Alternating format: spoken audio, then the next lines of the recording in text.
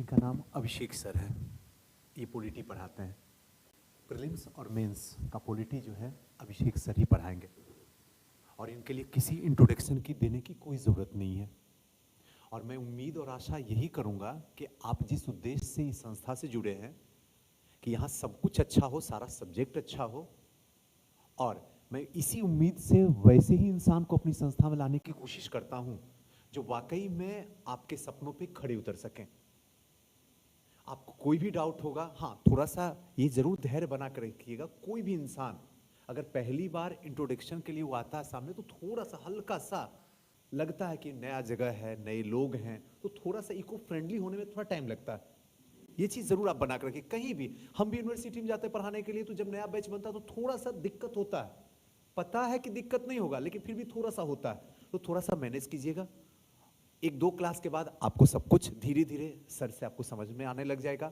आप सर के साथ इको फ्रेंडली हो जाइएगा, सर आप लोग के साथ होना शुरू कर देंगे। और इनका उद्देश्य सिंपल सा, एक बात इनकी सबसे अच्छी मुझे लगती है कि सर मुझे इधर उधर की कुछ बात नहीं करना है, मुझे बस बच्चों को उतना ही देना है जितना बीपीएससी डिमांड करता है। बस इससे ना तो आगे ना इससे पीछे। बाकी वो तो वक्त बताएगा कि हमने बच्चों को क्या दिया। जब एग्जाम सामने आएगा, जो क्वेश्चन का पैटर्न रहेगा, जिस तरीके से हम बच्चे को सिखाएंगे, लिखाएंगे और जिस तरीके से बताएंगे, अगर उस पैटर्न पे आप लोग चलिएगा तो उम्मीद और आशा है कि आप बहुत दूर तक जाइएगा और सर के साथ आपको पॉलिटी पढ़ने में मजा आएगा। सर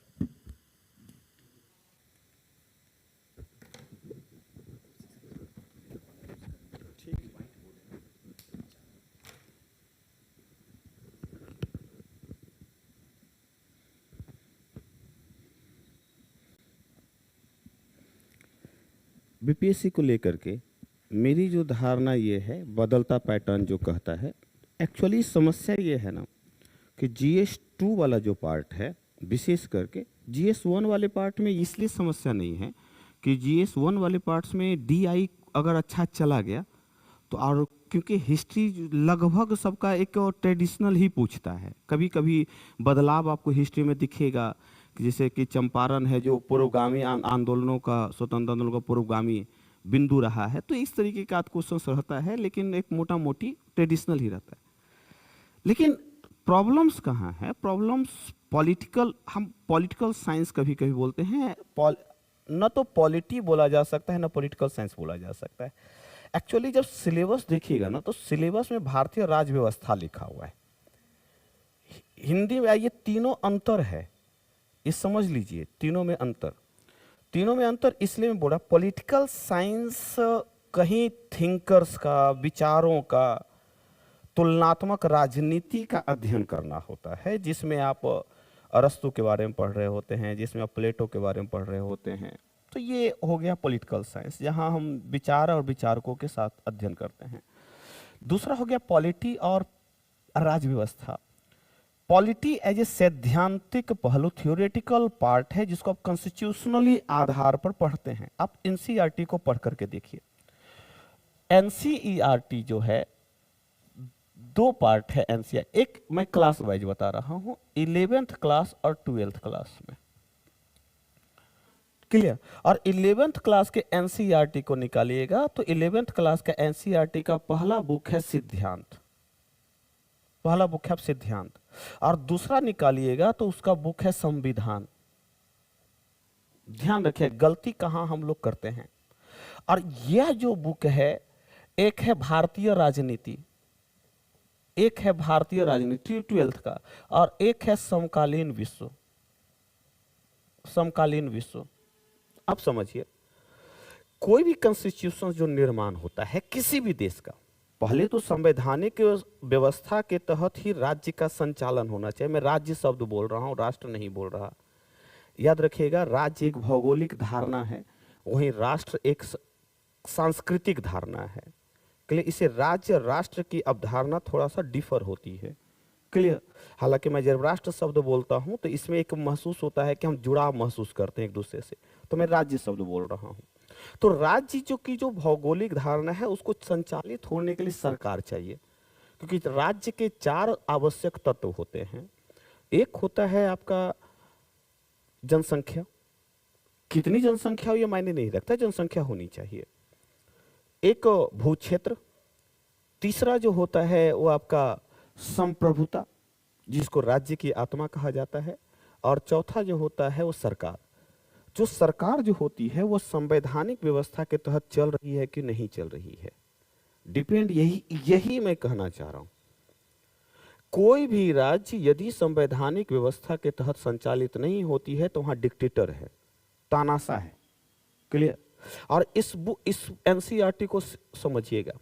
पहला बुक है सिद्धांत, और सिद्धांत में आप चैप्टर को उठा करके देखिएगा, कई सिद्धांत पढ़ने हैं। जैसे समानता का मतलब क्या है, जैसे स्वतंत्रता का मतलब क्या है, जैसे न्याय का मतलब क्या है, समाजवाद का मतलब क्या होता है, उदारवाद का मतलब क्या होता है, राष्ट्रवाद का मतलब क्या होता है, पंथ निरपेक्षता क्यों कहते हैं, क्या होता है पंथ निरपेक्षता और धर्मनिरपेक्षता में क्या अंतर है, लोकतंत्र क्या होता है, गणराज्य क्या होता है। और उद्देशिका को पढ़ करके देखिए तो प्रस्तावना को, हम भारत के लोग संपूर्ण प्रभुत्व संपन्न नहीं, समाजवादी पंथ निरपेक्ष लोकतांत्रिक गणराज्य के निर्माण करने के लिए और नागरिकों के विकास करने हेतु सामाजिक आर्थिक राजनैतिक समानता, न्याय, स्वतंत्रता, पूरा उद्देशिका में तो लिखा हुआ है। और उद्देशिका तो सैद्धांतिक पहलू को ही तो बता रहा है। वो एनसीईआरटी कहता है कि कोई भी संविधान बनता है, कोई भी संविधान किसी भी देश का हो, मैं संविधान शब्द बोल रहा हूं, तो वो संविधान का निर्माण मूल सिद्धांतों पर होता है। मूल सिद्धांतों पर ही संविधान बनेगा। अगर मूल सिद्धांतों से जुड़ा हुआ नहीं है तो संविधान का कोई मतलब नहीं है, वो तो कानून हो गया। इसलिए संवैधानिक विकास को लेकर के बड़ा मतभेद है भारत में। मैं सिलेबस पर आऊंगा, पहले मैं एक इंट्रो दे देता हूं। संवैधानिक विकास को लेकर के बड़ा मतभेद है कि ब्रिटिशों द्वारा संविधान को निर्मित माना जाए कि भारतीयों द्वारा संविधान को निर्मित माना जाए। कि इसलिए संविधान के विचारकों में आप अलग अलग तर्क देखिएगा। एक कहता है कि ब्रिटिशों की देन है, इसलिए कई बुक में देखिएगा तो संवैधानिक विकास लिखा रहेगा 1773, 1784, पिट्स इंडिया एक्ट, और ला करके देखेगा 1935। नथिंग है कि उन्होंने कानून बनाया, संविधान नहीं बनाया। दूसरा कहता है, दूसरा विचार कहता है कि तो उधार का थैला हम तो बाहर से उठा करके लेकर के आए हैं। और तीसरा जो भारतीय विचारक, जो राष्ट्रवादी विचारक हैं, वो कहते हैं कि नहीं जी, ये तो भारतीयों द्वारा बनाया गया संविधान है कि हम संविधान सभा में बैठ करके बनाए हैं। अलग अलग मत हैं। इसीलिए इन मूल सिद्धांतों पर ही हमारा संविधान बना हुआ है। जो 305 मूल संविधान जब बना तो 395 आर्टिकल्स थे, लेकिन वर्तमान में समय और परिस्थितियों के आधार पर इसमें आर्टिकलों की संख्या और अनुसूचियों की संख्या बढ़ती चली गई, और वर्तमान में 470 से अधिक आर्टिकल्स हो गए और 12 अनुसूचियां हो गई। नहीं, ये विभिन्न संविधान संशोधनों के माध्यम से हुआ। इसका उद्देश्य यही था कि संविधान जीवंत तो है कि नहीं है, इसलिए संविधान को जीवंत दस्तावेज या लिविंग डॉक्यूमेंट्स कहा जाता है। क्लियर? तो ये जो चीजें हैं, तो ये संविधान का निर्माण हुआ, और इस संविधान से देश चल रहा है कि नहीं चल रहा। भारतीय राजनीति या आर्थिक व्यवस्था या विदेश नीति का संचालन संविधान सम्मत हो रहा है कि नहीं हो रहा। अगर ये संविधान सम्मत नहीं है, कानून संविधान के अनुसार नहीं बनता है, तो न्यायिक समीक्षा के माध्यम से, न्यायिक पुनरावलोकन के माध्यम से, जो संविधान का संरक्षक बैठा हुआ न्यायपालिका के रूप में, वह इसको है जो समीक्षा कर सकता है। नहीं, यह जो व्यवस्था की भारतीय राजनीति काम करती है कि संविधान सम्मत चलती है कि नहीं चलती, इसी को संविधानवाद के रूप में हम मानते हैं, और देश संवैधानिक व्यवस्था के तहत चलता है।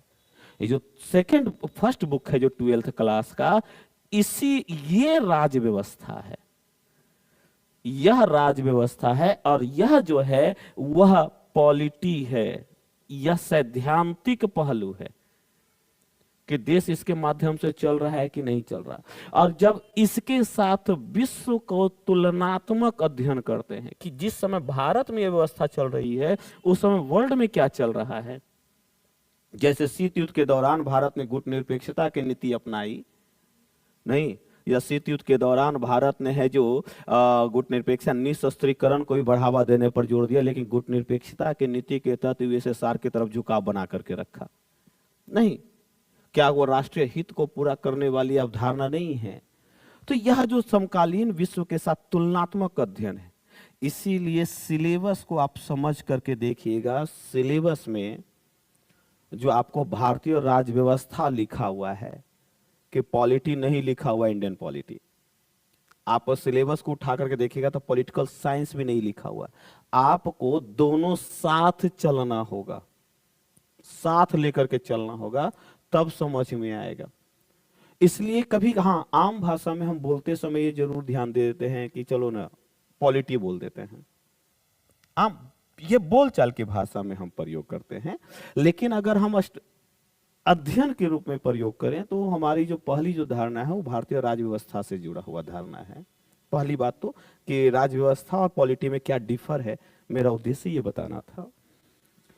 एक्चुअली समस्या क्या है कि अब पॉलिटी में, मैं आम बोलचाल की भाषा में बात कर रहा हूं, पॉलिटी में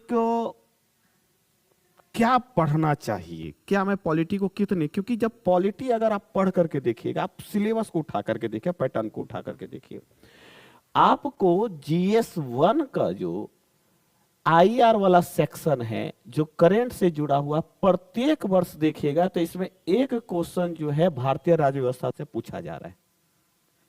69 में पूछा गया, 68 में पूछा गया, एक देश एक चुनाव पूछ लिया गया नहीं, और कहीं ना कहीं तो एक क्वेश्चन जो है आपको यहां से बनेगा जो 38 मार्क्स तक का हो सकता है या शॉर्ट नोट्स के रूप में पूछा जा सकता है, एक क्वेश्चन। दूसरा जो क्वेश्चन बन सकता है, बाकी तो GS2 का जो सेक्शन 1 वाला पार्ट है भारतीय राज्य व्यवस्था, वहां से तो रहेगा ही रहेगा। पॉलिटी की सबसे अच्छी विशेषता यह है कि इसके पढ़ने से आपका IR वाला सेक्शंस पकड़ाएगा, IR का सेक्शंस वो थोड़ा, और इसके पढ़ने से साइंस एंड टेक को भी आप पकड़ पाएंगे, क्योंकि समझ वही विकसित हो जाती है। और जब साइंस एंड टेक और पॉलिटी पकड़ा गया तो इकोनॉमिक्स वाला सेक्शन ज्यादा कठिनाई पैदा नहीं करता है, तो GS वाला सब पार्ट्स एक दूसरे से जुड़ा हुआ है। क्लियर? चलिए मैं सिलेबस की बात कर लेता हूं एक बार। क्लियर होता जा रहा है ना? अच्छा, मैं वन लाइनर नहीं चलने वाला, होना भी नहीं चाहिए, और मेरी जो सोच कहती है कि कॉन्सेप्ट होना चाहिए विभिन्न डायमेंशंस के अनुसार। मैं एक कल ही मेरी बहस हो रही थी, चर्चा हो रही थी क्लास में, अयोध्या आजकल जय श्री राम चर्चा में है ना। हालांकि राम भारतीय जो जनमानस है उसके मन में बैठा हुआ है, जिस प्रकार चाइना के मन में कन्फ्यूशियस बैठा हुआ है, उस प्रकार भारतीय जनमानस के मन में राम और गांधी बैठा हुआ। आप इसको अलग करके नहीं देख सकते, राम और गांधी, क्योंकि ये मुझे लगता है कि गांधी के बिना, गांधी को समझे बिना देश को नहीं समझा जा सकता। और भारतीय जनमानस में तो है कि मेरा संतान जो होगा वो राम जैसा होगा। हाँ, वो भले राम जो है वो बगल वाले पड़ोसी में क्यों ना हो, वो अलग वाली बात है, लेकिन ये तो धारणा है ना कि राम होना चाहिए। तो अयोध्या को आप उठा करके देखिएगा, एक मोटा मोटी मैं डायमेंशंस बताने की कोशिश कर रहा हूं, मेरा उद्देश्य यही है। अयोध्या को उठा करके देखिएगा तो अयोध्या ये नहीं है कि 22 जनवरी को है जो प्राण प्रतिष्ठा हुआ और वहां पर रामलला की मूर्ति स्थापित हुई। अयोध्या जो है, मैं करंट से जोड़ दे रहा हूं क्वेश्चंस को, अयोध्या जो है वो सांस्कृतिक पुनर्जागरण के रूप में है। सांस्कृतिक पुनर्जागरण के रूप में अयोध्या को देखिएगा, कल्चरल रिनेंसिस। अयोध्या को देखना होगा तो अयोध्या को आप जो देखेंगे सॉफ्ट पावर के रूप में देखेंगे, विदेश नीति के सॉफ्ट पावर के रूप में। अयोध्या को यदि देखना होगा तो अयोध्या को आर्थिक सशक्तिकरण के रूप में देखेंगे, आर्थिक सशक्तिकरण के रूप में अयोध्या को देखेंगे। अयोध्या को यदि देखना होगा तो राष्ट्रीय सांस्कृतिक एकीकरण के रूप में देखेंगे, सांस्कृतिक एकीकरण के रूप में देखेंगे। अयोध्या को यदि देखना होगा तो आप अयोध्या को HDI के रूप में देखेंगे, अब ये कहेंगे ये सब कहां से आ रहा है?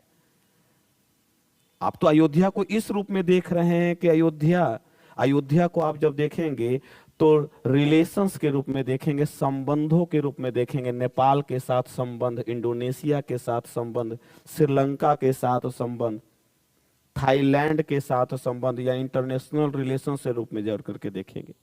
इसलिए अयोध्या सिर्फ ये नहीं है कि 22 जनवरी को एक जनपद है, एक फैजाबाद का एक जनपद रहा है और उसमें एक अयोध्या है।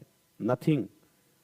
अयोध्या सांस्कृतिक पुनर्जागरण का केंद्र है। अयोध्या सॉफ्ट पावर का रूप है। इसलिए मैं इसे एक सिंपल सा तर्क देता हूं, 360 डिग्री फॉर्मूला, कि आप उसके एक केंद्र में बना लीजिए, अपने आप को रख लीजिए और उसके चारों तरफ घूम जाइए। आपको इससे बाहर एक भी क्वेश्चन नहीं मिलेगा। अब तक तो जो मैंने पढ़ाया है, ऊपर वाले की कृपा रही है कि मेंस ऐसा एक क्वेश्चन आज तक नहीं हुआ कि मेंस उससे बाहर पूछा हो। और यूपीएससी में भी आपको मिल जाएगा 8 क्वेश्चंस, मैं कंफर्म 7 से 8 क्वेश्चन मैं यूपीएससी मेंस की बात कर रहा हूँ कि आपको मेंस में मिल ही जाएंगे, हूबहू नोट से मिलेंगे। आपको सिर्फ अप्रोच देना होगा। अप्रोच ही तो बताना है हमको, बताना क्या है, अप्रोच ही तो बताना है। तो मेंस के लिए हमको टेंशन नहीं रहता है कि कितने क्वेश्चंस आएंगे, हमको बस टेंशन इस बात की रहता है एग्जाम होती है तो कि आप वो अप्रोच दे करके आ रहे हैं कि नहीं आ रहे हैं। क्वेश्चंस न लड़े ये संभावना है ही नहीं, हम कभी नहीं सोचते, वो लड़ना ही लड़ना है। पीटी में 8 क्वेश्चंस आपको मिलेगा, 2 क्वेश्चंस का कोई माई बाप नहीं होता, 2 क्वेश्चंस नहीं आएंगे, वो आप ऐसे भी छोड़ करके आएंगे क्योंकि निगेटिव मार्किंग है, तो ऐसे भी आप बना करके नहीं आएंगे 2 क्वेश्चंस। 8 क्वेश्चंस आपसे बन जाएंगे। मैं यहां सिलेबस की बात कर रहा हूं, क्लियर? तो ये डायमेंशंस एक मोटा मोटी समझ में आया। मैं इसी प्रकार के डायमेंशंस पर चलने की कोशिश करूंगा, क्लियर?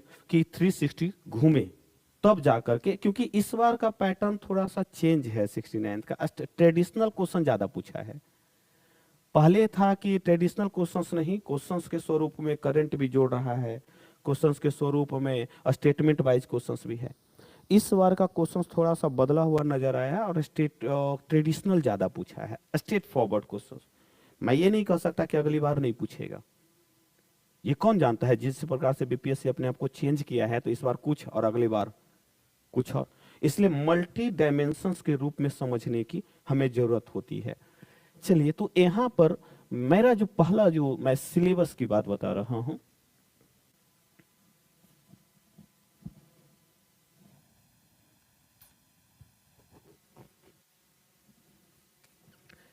अगर मैं सिलेबस को तोड़ूं तो 3 से 4 भागों में सिलेबस को मैं तोड़ पाऊंगा, क्लियर? पहला जो पढ़ना है वह सिद्धांत पढ़ने हैं। सिद्धांत जैसे उदारवाद का मतलब क्या होता है, समानता का मतलब, मैं एनसीईआरटी से बाहर नहीं जाऊंगा दोस्त। सबका इलाज एनसीईआरटी है, सबका इलाज एनसीईआरटी है। हाँ, आप उसके साथ साथ कोई टेक्स्ट बुक का आप प्रयोग कर सकते हैं, वो आप स्वतंत्र हैं उसके लिए। आप लक्ष्मीकांत प्रयोग कर सकते हैं, आप सुभाष कश्यप प्रयोग कर सकते हैं, डीडी बसु प्रयोग कर सकते हैं, आप राजेश मिश्रा, आप स्वतंत्र है उसके लिए। लेकिन सब है जो एनसीईआरटी से ही जुड़ा हुआ है, इसलिए एनसीईआरटी इंपॉर्टेंट है, क्लियर? एनसीईआरटी से बाहर नहीं जाना है। पहला तो सिद्धांत पढ़ने हैं।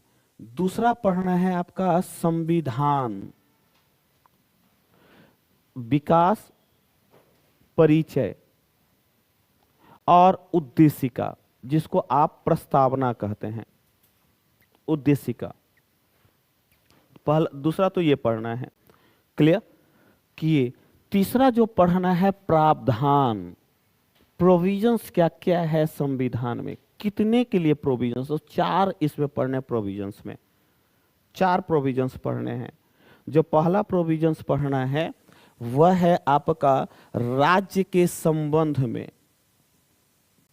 जैसे हाल ही में 370 को जब केंद्र सरकार ने अलग कर दिया और यूटी बना दिया, 2 नए यूटी बना दिए, तो क्या केंद्र के पास इतनी क्षमता है कि यूटी किसी भी स्टेट को तोड़ देगा?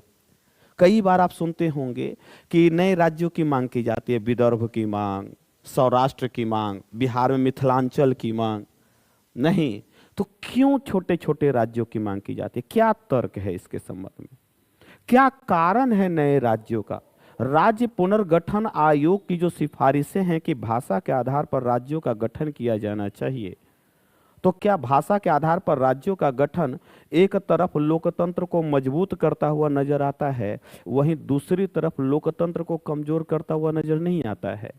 जहां एक तरफ लोकतंत्र मजबूत हो रहा है कि सभी भाषाओं को समान दर्जा मिल रहा है, नहीं, और वहीं भाषा के आधार पर हमेशा क्षेत्रवाद जैसी समस्या उत्पन्न नहीं होती है।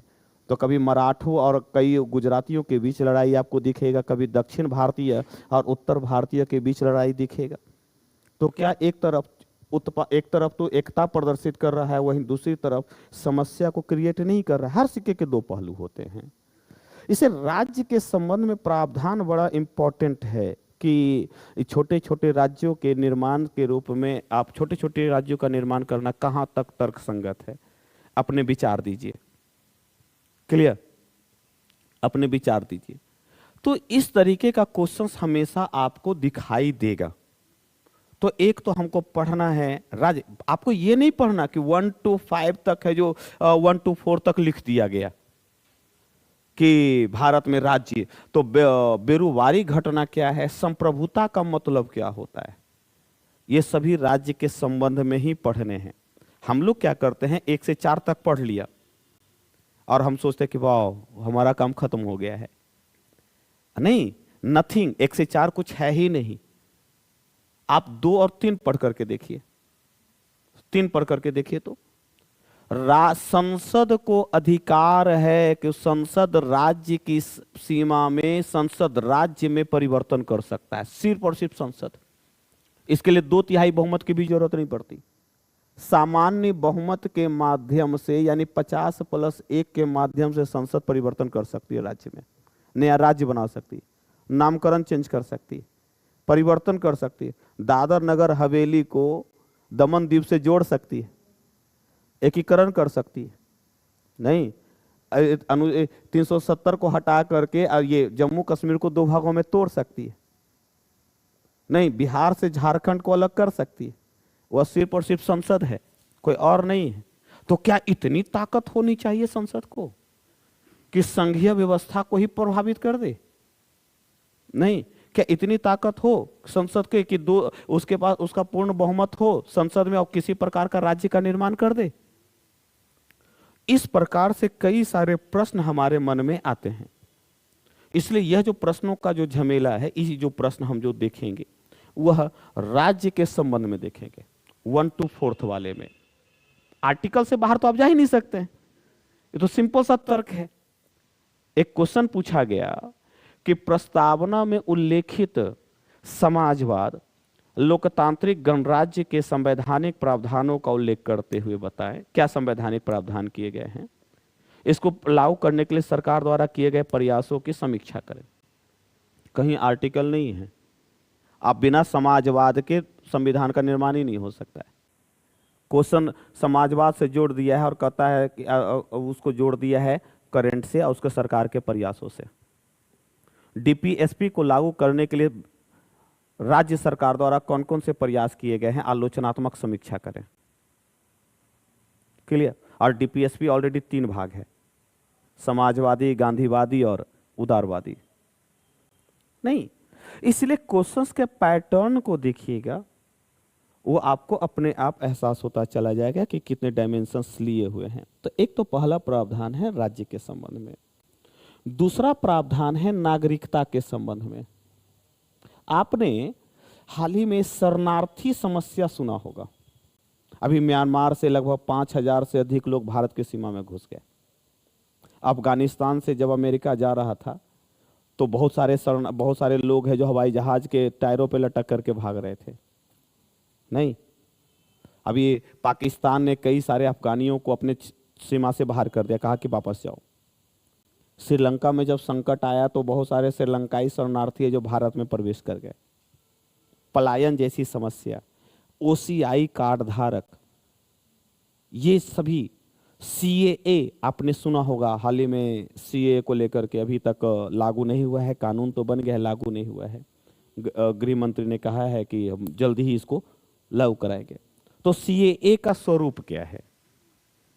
नागरिकता संशोधन अधिनियम, विभिन्न नागरिकता संशोधन अधिनियम क्या कहता है? तो नागरिकता का जो प्रावधान है 5 से 11, 5 से 11 में तो कुछ लिखा हुआ ही नहीं है। मेन तो लिखा हुआ है नागरिकता अधिनियम 1955 में, नागरिकता देने और नागरिकता लेने से। वही 1955 अधिनियम में समय समय पर संशोधन होते चले गए। जो 2019 का सीएए जो आया, ये भी नागरिकता संशोधन, नागरिकता अधिनियम 1955 में ही संशोधन है, जो नागरिकता देने और नागरिकता लेने से संबंधित है। तो चाहे सीएए हो, शरणार्थी संकट हो, वो सभी इसके तहत आएंगे। तो नागरिकता का टॉपिक है एक प्रावधान। तीसरा है फंडामेंटल राइट्स। फंडामेंटल राइट्स को लेकर के बड़ा कंफ्यूजन है, बहुत कंफ्यूजन है। आरक्षण की जो अवधारणा जो आई, जातीय गणना, इस बार मैंने कहा भी था, मुझसे बोला गया कि सर आप बता दीजिए ना कि लास्ट टाइम में क्या पढ़ना चाहिए एग्जाम के दौरान। 4 तारीख को 5 तारीख को एग्जाम था, इस बार का जो मेंस, जो 69th वाला जो मेंस था। तो कई स्टूडेंट्स ने कई कहा, मैंने उस समय भी कहा था कि पढ़ना तो फंडामेंटल राइट्स में क्या पढ़ोगे। दिमाग में 2-3 बातें आई। जातीय गणना हुई है, जातीय गणना जरूर पढ़ के जाओ, ये बड़ा इंपॉर्टेंट है। ईडब्ल्यूएस आर्थिक आधार पर आरक्षण की अवधारणा आई हुई थी, तो आर्थिक आधार पर आरक्षण पढ़ के जाओ। 15(6) और 16(6) आर्थिक आधार पर आरक्षण की बात करता है, ठीक है। नारी सशक्तिकरण को लेकर के नारी शक्ति बंधन अधिनियम आया था, हाल ही में आया हुआ है। नारी शक्ति बंधन अधिनियम लैंगिक समानता से जुड़ा हुआ प्रश्न है, लैंगिक समानता को। और आर्टिकल 15(3) पढ़ करके देखिए, राज्य दिव्यांगों तथा महिलाओं के लिए विशेष कार्य करेगा, लिखा हुआ है उसमें। ये 15(1) में लिखा हुआ है कि केवल धर्म, जाति, लिंग, वंश के आधार पर भेदभाव नहीं कर सकते। इसके अतिरिक्त आप सुविधा दे सकते हैं, केवल शब्द लिखा हुआ है, इसके अतिरिक्त कर सकते हैं। इसे सामाजिक, शैक्षिक और आर्थिक पिछड़ेपन के आधार पर मूल व्यवस्था में लागू करने, मूल व्यवस्था में लोग को शामिल करने पर जोर दे सकते हैं। आरक्षण की धारणा आर्टिकल 15 से ही क्रिएट हुई है। इसलिए एक मूवी आई थी आर्टिकल 15, आयुष्मान खुराना की, और वो भी रिजर्वेशन से जुड़ा हुआ था, अनुसूचित जातियों और जनजातियों को लेकर के मूल व्यवस्था में शामिल करने हेतु। तो ये जो फंडामेंटल राइट्स की जो धारणा है वो बड़ा व्यापक है। आप आर्टिकल 19 को ही पढ़ करके देखिए ना, ज्यादा कुछ मत जाइए। आर्टिकल 19 तो सब पढ़ा होगा, और आर्टिकल 19 को पढ़ करके देखिए।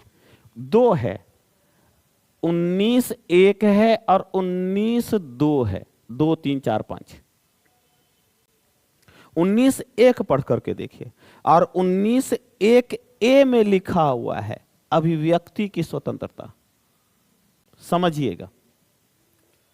19(b) में लिखा हुआ है संघ बनाने की स्वतंत्रता, सभा करने की स्वतंत्रता। 19(c) में लिखा हुआ है संघ बनाने की स्वतंत्रता। D, E, F, G, अब F तो खत्म ही हो गया 44वें संविधान संशोधन के द्वारा, नहीं। और यहां पर सब नहीं पढ़ना है मेंस में। 19(1) बहुत जरूरी है पढ़ना, 19(1) का A और 19(1) का C। कहो कैसे? आप अभिव्यक्ति की स्वतंत्रता को यहां सेंटर मान लो। जब भी पढ़ना बंद हो तो इसी प्रकार से पढ़ना, अभिव्यक्ति की स्वतंत्रता को सेंटर मान लो और इसके चारों तरफ घूम जाओ। सारा क्वेश्चन देखना इसी के अंतर्गत है। कहना क्या चाहता है, होता क्या है अभिव्यक्ति की स्वतंत्रता? परिचय, मतलब क्या होता है? विचारों को अभिव्यक्त करना। तो विचार का मतलब क्या होता है? और देखिए तो उद्देशिका में पढ़ करके विचार शब्द भी लिखा हुआ है। प्रत्येक व्यक्ति को अपने विचार, विश्वास, उपासना है ना, दर्शन का पार्ट क्लियर। तो परिचय, इस कहना क्या चाहता है? अभिव्यक्ति की स्वतंत्रता। दूसरा, इसका विकास कैसे हुआ? तो स्वतंत्रता पूर्व और स्वतंत्रतावाद विकास कैसे हुआ? यदि महात्मा बुद्ध ने नए विचार नहीं दिया होता सनातन धर्म में आई कुरीतियों के खिलाफ, तो कभी बौद्ध धर्म नहीं आता। यदि आप राजा राम मोहन राय ने सती प्रथा के खिलाफ नए विचार नहीं दिया होता तो कभी सती प्रथा का अंत नहीं होता। यदि महात्मा गांधी ने नए विचार नहीं दिया होता तो पंचायती राज की व्यवस्था करना बड़ा मुश्किल हो जाता। नहीं, यह नया विचार ही समाज को गतिशील बनाए रखने का काम करता है। जिस समाज में नए विचार नहीं आएंगे ना बंधु, वह समाज स्थिर हो जाएगा, जंग लग जाएगी उस समाज में। इसलिए देखिएगा, नए विचार की देन है महिलाओं को सबरीमाला में जाने दो, नए विचार की देन है कि नहीं जी मंदिरों में महिलाओं को जाने दो, नहीं जी 3 तलाक समाप्त होनी चाहिए। इसलिए यह विचार, इसका विकास किस रूप में हुआ, इसका प्रभाव क्या पड़ता है। और जब भी प्रभाव रहेगा ना तो 2 रूप में प्रभाव पूछा जाएगा, एक सकारात्मक प्रभाव और एक नकारात्मक प्रभाव। हर विचार के 2 पहलू होते हैं, इसको कहते हैं क्रिटिकल एनालिसिस। जब तक आलोचनात्मक अध्ययन नहीं करें क्वेश्चन ही नहीं लिखा जाएगा, समझ में नहीं आएगा तो लिखिएगा कहां से। क्लियर। इसके बाद संविधान इस संबंध में क्या कहता है, अभिव्यक्ति की स्वतंत्रता के संबंध में, और सुप्रीम कोर्ट का इस संबंध में क्या बयान है। हाल ही में सुप्रीम कोर्ट ने कहा इंटरनेट मीडिया पर नियंत्रण रख लीजिए।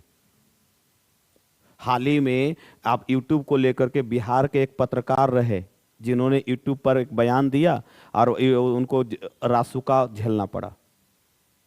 नहीं तो यह चर्चा में क्यों है, यह चर्चा में क्यों है, इस संबंध में सरकार द्वारा क्या प्रयास किया जाना चाहिए।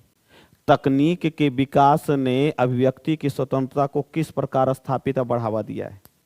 और हाल ही में भारत सरकार ने आईटी एक्ट 2023 लागू किया है, और जिसके तहत यदि आप कोई गलत बयानबाजी करते हैं तो आप पर केस भी चल सकता है। यदि समाज को तोड़ने का काम करते हैं तो आपको संविधान सम्मत दंड भी दिया जा सकता है। लोकतंत्र के लिए, डेमोक्रेसी के लिए अभिव्यक्ति की स्वतंत्रता कितनी जरूरी है, मानवीय विकास के लिए अभिव्यक्ति की स्वतंत्रता कितनी जरूरी है। अब क्वेश्चंस कैसे पूछेगा, अब देखो क्वेश्चंस, अभिव्यक्ति की स्वतंत्रता से क्या समझते हैं,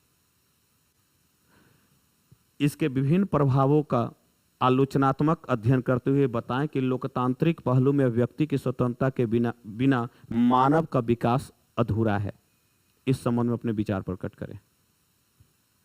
सारा क्वेश्चन, इससे बाहर एक भी क्वेश्चन मेंस का नहीं आना है।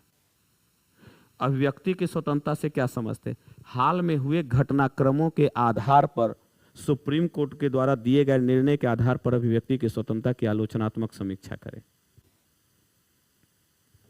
क्वेश्चंस देखिए, अभिव्यक्ति की स्वतंत्रता से क्या समझते हैं। तकनीक के विकास ने अभिव्यक्ति की स्वतंत्रता को एक नया आयाम प्रदान किया है, जिसने एक तरफ तो मानवीय विकास, लोकतांत्रिक व्यवस्था को बढ़ावा दिया है, वहीं दूसरी तरफ लोकतांत्रिक व्यवस्था के समक्ष चुनौती पेश की है। अपने विचार प्रकट करें। क्लियर। इससे बाहर एक भी क्वेश्चंस नहीं जाना है।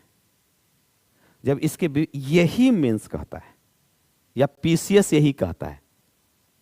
गलती हम लोग क्या करते हैं कि 19(1) पढ़ लिया और सोचते हमने तो सब कुछ जान लिया। एक क्वेश्चन पूछा हुआ था 65वीं या 64वीं पूछा था, एक हाथ से मौलिक अधिकार दिया जाता है, वहीं दूसरे हाथ से मौलिक अधिकार छीना गया है। एक हाथ से मौलिक अधिकार दिया गया है, वहीं दूसरे हाथ से मौलिक अधिकार छीना गया है। यही था क्वेश्चन। वो ये नहीं था धार्मिक स्वतंत्रता का अधिकार थोड़े ना छीन रहा है कोई, समानता का अधिकार कोई थोड़ा, कौन छीनता है। तो 19 सबसे ज्यादा समस्या क्रिएट करता है। इसीलिए कोई व्यक्ति कार्टून बना देता है किसी महिला मुख्यमंत्री के ऊपर, तो महिला मुख्यमंत्री उसको जेल भेजवा देती है। इसीलिए जब कोई लाइक कर देता है या कोई पोस्ट डाल देता है तो उसके खिलाफ कार्रवाई हो जाती है। इसीलिए ट्विटर विवाद क्रिएट हुआ था भारत सरकार और ट्विटर के बीच, कंपनी के बीच में। क्लियर। ये सारी घटनाएं कहीं ना कहीं वो आर्टिकल की 19(1) से जुड़ा हुआ है, 19(1)(a) से जुड़ा हुआ है। इसे समझिए कि कहना मैं क्या चाह रहा हूं कि डायमेंशंस किस रूप में होता है। क्लियर। अगर मैं इसी क्वेश्चंस को, अगर मैं ये यहां कहूं नहीं जी, 19C में संघ बनाने का अधिकार है, संघ बनाने का। तो संघ मतलब क्या? संगठन। कहीं कहीं संगठन भी लिखा रहता है, संगठन बनाने का अधिकार। तो संगठन कितने प्रकार का होता है? गैर राजनीतिक संगठन और राजनीतिक संगठन क्या होता है? उसी गैर राजनीतिक संगठन को दबाव समूह कहते हैं। अब प्रेशर ग्रुप से कई बार क्वेश्चन पूछे गए। लोकतंत्र का विकास सड़क से संसद की तरफ होता है, इस कथन की समीक्षा करें। यह जुड़ा हुआ है 19(1)C से, क्योंकि इसमें संगठन बनाने का अधिकार है। और संगठन में गैर राजनीतिक संगठन भी बनाते हैं और राजनैतिक संगठन भी बनाते हैं। गैर राजनीतिक संगठन को ही दबाव समूह कहते हैं। तब प्रश्न यहां से आएगा, दबाव समूह कहते किसको हैं? परिचय समझिए, दबाव समूह कहते किसको हैं? दबाव समूह का विकास कैसे हुआ? कितने स्वरूप में दबाव समूह है? कितने स्वरूप में दबाव समूह है? क्लियर? दबाव समूह का प्रभाव क्या पड़ता है? तो प्रभाव हमेशा प्लस और माइनस। क्लियर? हाल में दबाव समूह क्यों चर्चा में रहा? याद कीजिए तो किसान आंदोलन में कृषि संगठनों के विरोध से सरकार को कानून वापस लेना पड़ा था। नहीं, ये दबाव समूह ही तो है कि सरकार को अपने पैर वापस खींचने पड़े। याद कीजिए तो ड्राइवर के आंदोलन से सरकार को अभी हाल ही में भारतीय न्याय संहिता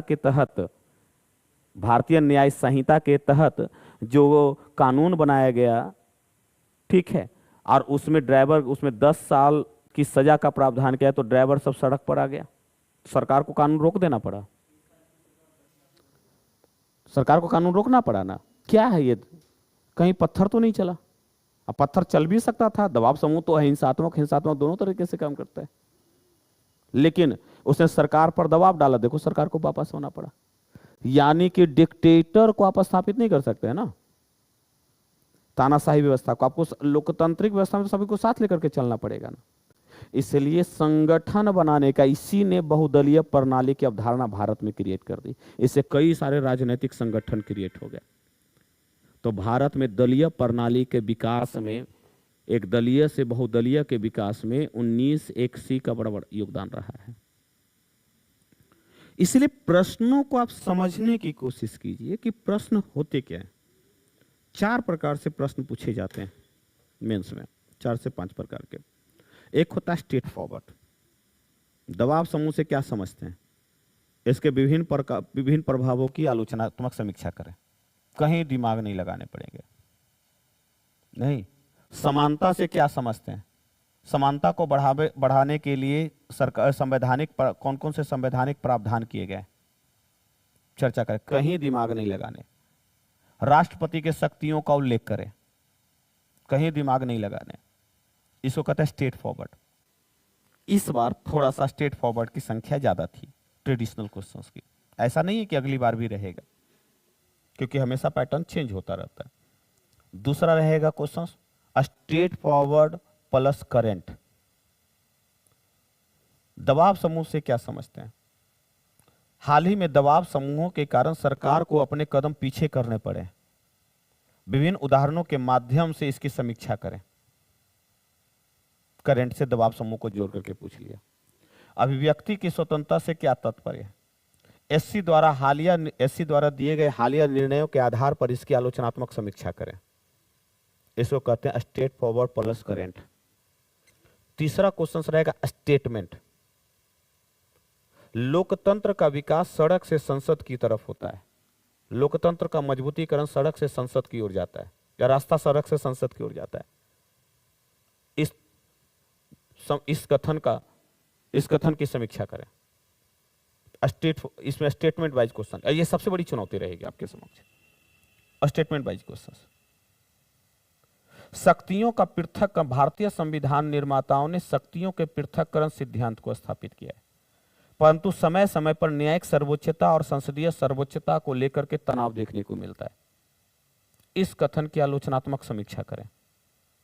अब हमको न न्यायिक सर्वोच्चता पता है और ना हमको संसदीय सर्वोच्चता पता है, और ना संसदीय शक्तियों का पृथक्करण हमको उतना समझ में आ रहा है, तो हम कथन की समीक्षा कहाँ से करेंगे? ये होता है स्टेटमेंट वाइज क्वेश्चन। एक होता है स्टेटमेंट, स्टेट फॉरवर्ड और प्लस करंट, तीनों को मिला करके पूछेगा। अभिव्यक्ति की स्वतंत्रता से क्या समझते हैं? अभिव्यक्ति की स्वतंत्रता से समाज, अभिव्यक्ति की स्वतंत्रता से ही लोकतंत्र मजबूत होता है तथा नए विचार उत्पन्न होते हैं। हालिया घटनाक्रम के आधार पर अभिव्यक्ति की स्वतंत्रता की आलोचनात्मक समीक्षा करें। State forward, clear, statement plus current. इसलिए करंट के बिना आप अगर लेखन शैली को मजबूत करने की कोशिश कर रहे हैं तो आप सही रास्ते पर नहीं हैं। करंट को साथ लेकर के चलना पड़ेगा, और तभी पीसीएस की विशेषता है। तो ये तो फंडामेंटल राइट्स को लेकर के हमेशा चर्चा में रहेगा। तो एक टॉपिक तो फंडामेंटल राइट्स हुआ, इसी के साथ एक टॉपिक हुआ डीपीएसपी, राज्य के नीति निर्देशक तत्व, राज्य के नीति निर्देशक तत्व। क्लियर? तो 4 टॉपिक आपको प्रोविजंस में पढ़ने हैं, प्रोविजंस में। अच्छा, यहां पर विशेषता है, मेंस में सब नहीं पढ़ना होता है। मेंस से विशेषता है, आप 19(1) को उठाओ तो सब थोड़े ना पढ़ने हैं, ये गलत धारणा है। आपको सिर्फ 19(1) में 2 ही पढ़ने हैं, एक पढ़ना है ए और एक पढ़ना है सी, बाकी को आप याद करते हुए निकल जाइए, छोड़ते हुए निकल जाइए।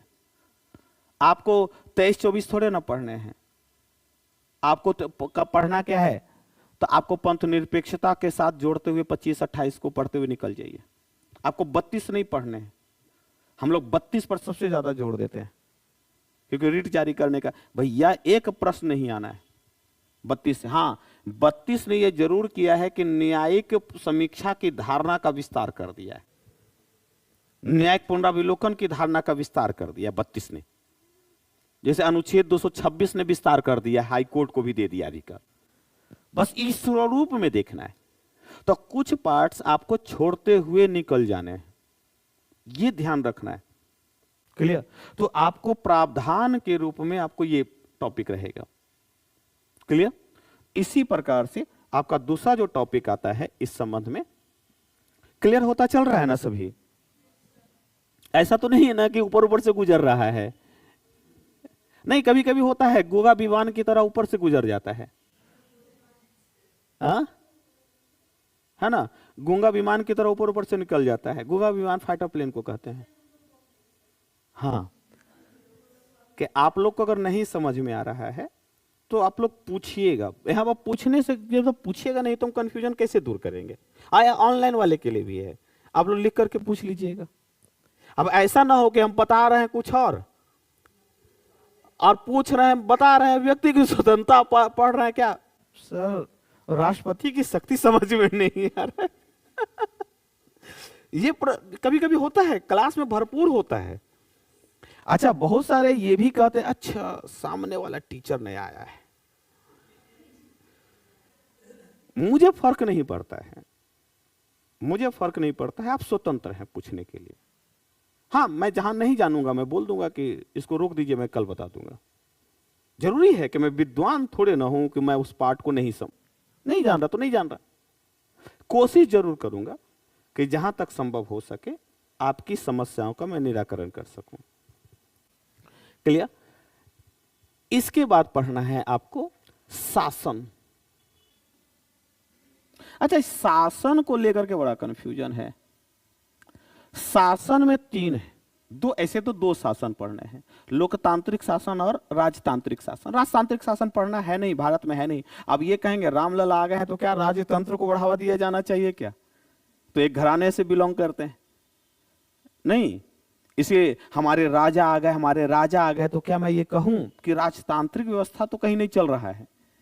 नहीं, उनको महापुरुष के रूप में रखा गया है, इसलिए वो अलग धारणा है, लोग मानते हैं। इसलिए मैंने कहा ना कि राजतांत्रिक, तो यहां पर हम लोग को लोकतांत्रिक शासन व्यवस्था पढ़ना है। लोकतांत्रिक शासन व्यवस्था में मॉन्टेस्क्यू का एक सिद्धांत है, अरस्तु ने भी दिया था, और मॉन्टेस्क्यू ने किताब लिखी है द स्पिरिट ऑफ लॉ, और ये बिहार टीचर वाला में दो एग्जाम में आया था।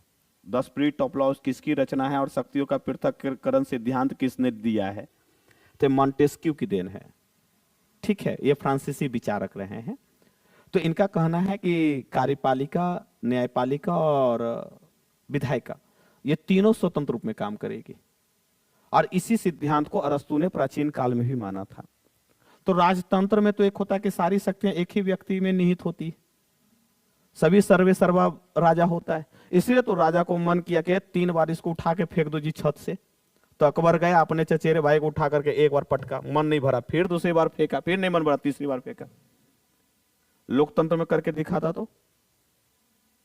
क्योंकि लोकतंत्र चलता है संवैधानिक व्यवस्था से, लोकतंत्र चलता है संवैधानिक नियमों के आधार पर।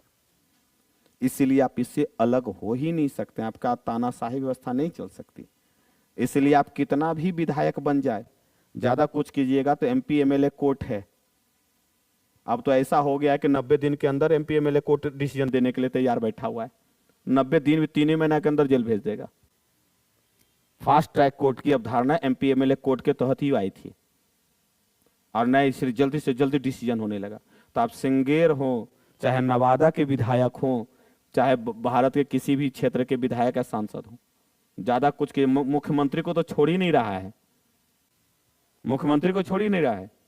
एक मुख्यमंत्री को 4-4 बार समन गया है ईडी का। अब मुख्यमंत्री साहब का, अच्छा मैं चला जाऊंगा तो मेरी जगह कौन है, तो मैं पत्नी को ही तैयार कर देता हूं। तो पत्नी साहिबा को है जो मुख्यमंत्री बनाने के पीछे लगे हुए। एक मुख्यमंत्री कहते अच्छा हम जेल से ही शासन न चला लेंगे।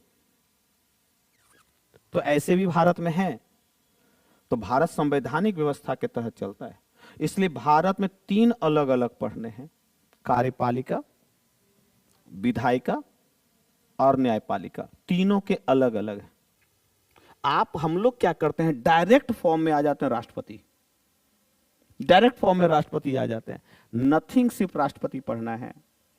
आपको राष्ट्रपति की शक्ति आप छोड़ दीजिए ना, राष्ट्रपति कैसे चुनता है, राष्ट्रपति कौन बनता है कौन नहीं, छोड़ दीजिए ना।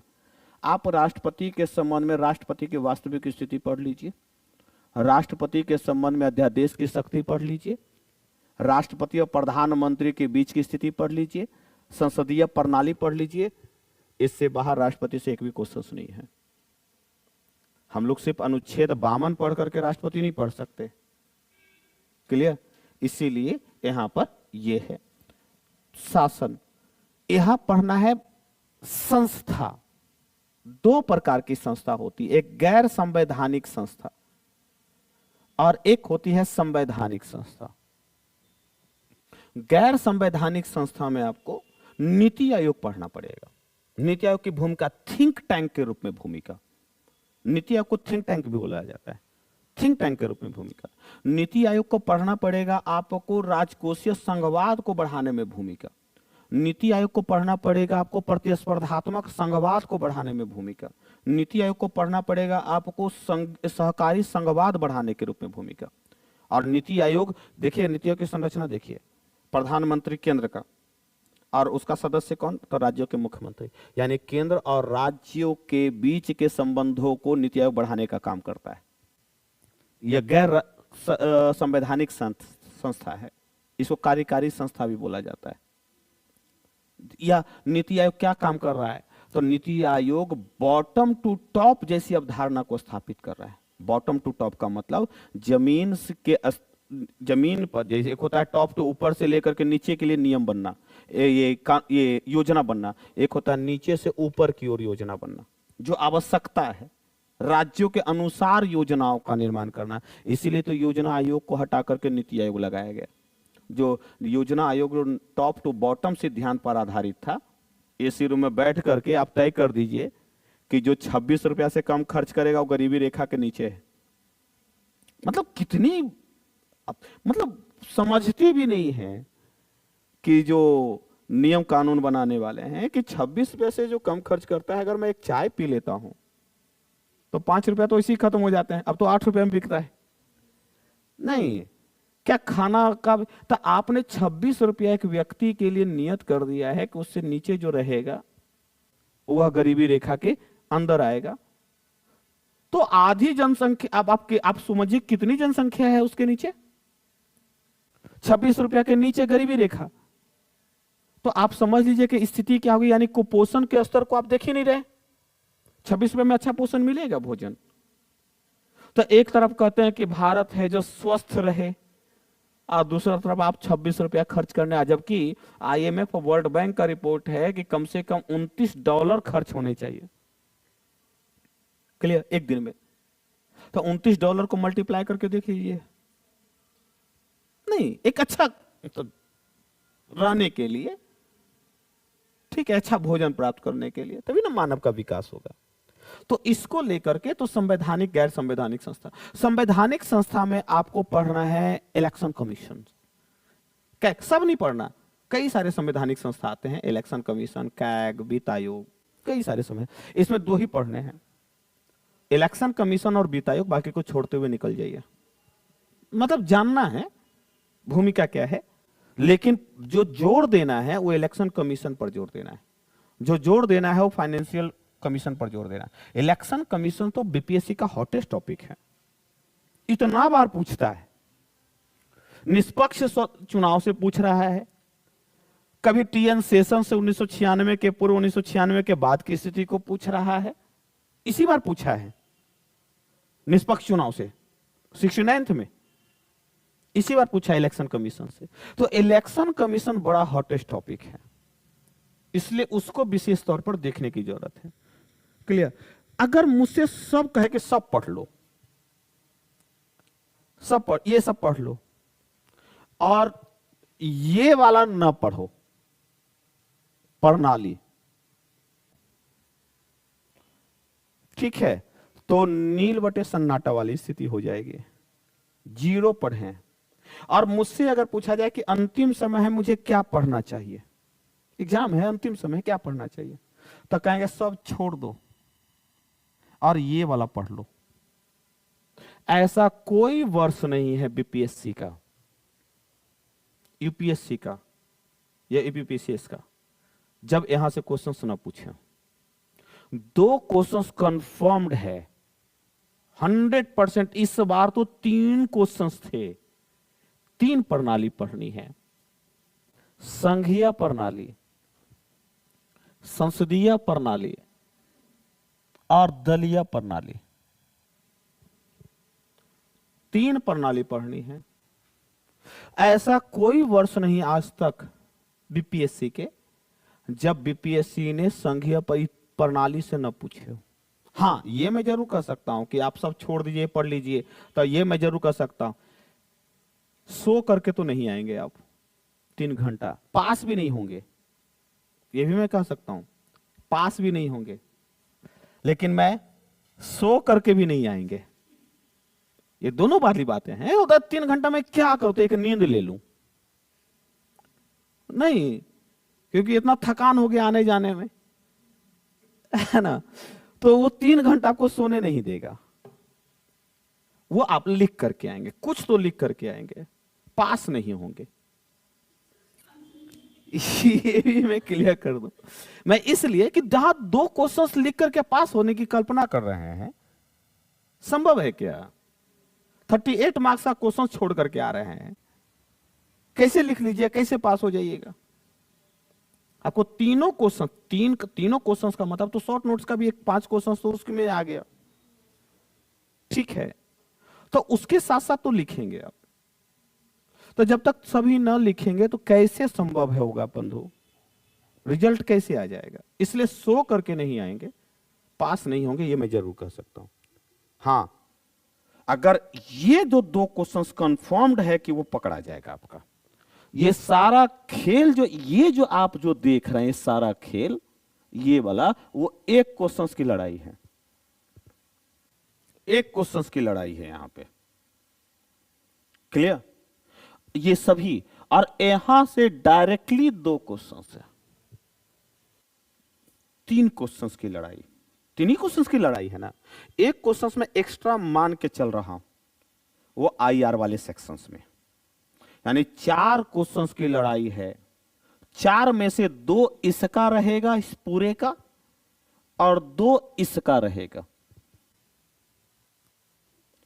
यानी 114 प्लस 38, 114 प्लस, क्योंकि जीएस 2 वाले सेक्शन 1 पॉलिटी वाले सेक्शन में तो 114 का मार्क्स का हुआ ना 3 क्वेश्चन, और 38 उधर आईआर वाले सेक्शंस में।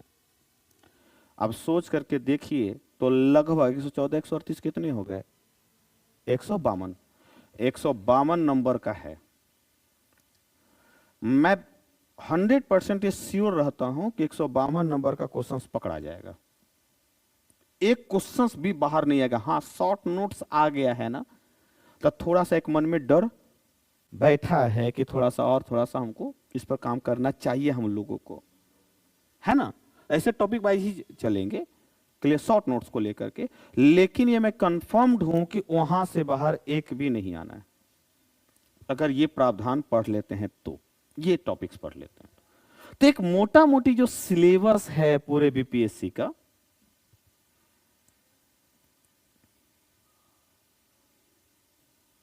ठीक है, ये पूरा जो टॉपिक्स है हमारा, ये पूरा टॉपिक्स इसी के इर्द गिर्द चलता रहेगा। अब क्लियर समझ में आ गया सिलेबस। अब आप क्वेश्चंस को भी उठा करके देखिए, मेरे पास क्वेश्चंस बैंक है, मैं क्वेश्चंस को उठा करके देख रहा हूं और 68 के क्वेश्चंस को उठा रहा हूं, 68 के क्वेश्चंस को। 68 का क्वेश्चंस का जो है पहला क्वेश्चन है शॉर्ट नोट्स में, भारत में गत्यात्मक धर्मनिरपेक्षता, अभी पंथ निरपेक्षता की बात की है, सिद्धांत से क्वेश्चन पूछा गया है पंथ निरपेक्षता से। भारत में गत्यात्मक धर्मनिरपेक्षता को आलोचनात्मक दृष्टि से विश्लेषित कीजिए, सिद्धांत से क्वेश्चन। सिलेबस की मैं बात कर रहा हूं। भारत में क्षेत्रीय राजनीति अपनी भूमिका निभाती है, दलीय प्रणाली से क्वेश्चंस, ये शॉर्ट नोट्स की मैं बात कर रहा हूं। भारत के संविधान में सकारात्मक निर्देश देश में सामाजिक और आर्थिक लोकतंत्र के एक चार्टर के रूप में उदाहरण सहित व्याख्या कीजिए, डीपीएसपी से। साफ साफ दिख रहा है ना क्वेश्चंस को। भारत के सर्वोच्च न्यायालय के न्यायिक पुनरावलोकन क्षेत्राधिकार को स्पष्ट कीजिए, न्यायपालिका से, शासन से। बिहार ने पिछले दशकों में अपनी राजनीतिक संस्कृति में सुधार देखा है, दलीय प्रणाली से। अब आइए आगे, 38 डायरेक्ट 38 मार्च। क्षेत्रीय परिषदों के अंतर्गत देश में राष्ट्रीय हित की सर्वोपरिता प्रतिष्ठापित है, स्टेटमेंट है। स्टेटमेंट देखिए क्वेश्चन है कि क्षेत्रीय परिषदों के अंतर्गत देश में राष्ट्रीय हित की सर्वोपरिता प्रतिष्ठापित है। भारत में क्षेत्रीय परिषदों की प्रकृति एवं कार्यशैली का उपयुक्त कथन के परिप्रेक्ष्य में आलोचनात्मक समीक्षा, मैंने कहा ना कि क्रिटिकल एनालिसिस संघीय प्रणाली से जुड़ा हुआ है। क्षेत्रीय परिषद संघीय प्रणाली में पढ़ना है, क्लियर। 6 क्षेत्रीय परिषद है ना, क्लियर। और जिसका मुखिया जो होता है गृह मंत्री होता है, वो यहां से जुड़ा हुआ प्रश्न है, संघीय प्रणाली से। अगला क्वेश्चन, जाति भारतीय राजनीति में एक भूमिका निभाती है। दशकों में इसके कामकाज में बदलाव आया है, ये और में है। क्षेत्रीय परिषद, संघीय व्यवस्था और दलीय प्रणाली वाला और में पूछ दिया है। जाति भारतीय राजनीति में एक भूमिका निभाती है, दशकों में इसके कामकाज में बदलाव आया है। आप पिछले कई दशकों में इसकी बदलाव की भूमिका को कैसे देखते हैं? क्या विकास का तर्क जाति के चरित्र को कमजोर करता? अपने कारण दीजिए। जातीय राजनीति यही पढ़ना है, दलीय प्रणाली में। यहां से क्वेश्चन है। भारत के चुनाव आयोग ने चुनाव कराने में महत्वपूर्ण भूमिका निभाई है। राज्यसभा की संरचना एवं शक्तियों का विवेचन कीजिए। एक भी क्वेश्चन इससे बाहर नहीं है। 68 की मैं बात बता रहा हूं, 69th वाले में भी यही स्थिति है।